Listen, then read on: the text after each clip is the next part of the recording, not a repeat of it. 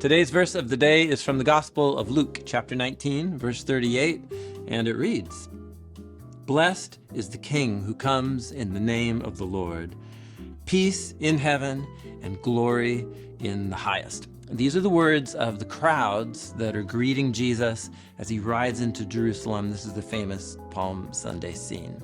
And these are the same crowds that are going to be weeping and mourning over Jesus as he carries his cross to Golgotha to die, barely 1 week after this moment. And so this whole story of Palm Sunday and leading into Holy Week and Easter, this is a story of dashed expectations and shattered hopes. What these crowds are saying, these words actually are not even their own words. They're quoting from one of Israel's famous psalms, what we call Psalm 118. And it's a psalm that is celebrating how God would rescue his people by sending a king and to save them from their enemies. And for these crowds, the enemies are really clear. There's Roman occupying forces and soldiers like everywhere around the city. And they assume that Jesus is going to overcome them, which is true in a way.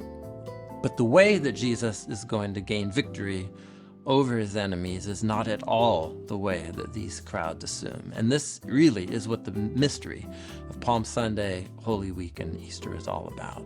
The mystery of the love of God that would save his people from their enemies by letting his enemies kill him and take his life, precisely so that he could pick it back up again and offer forgiveness and hope and new life, all as an act of love.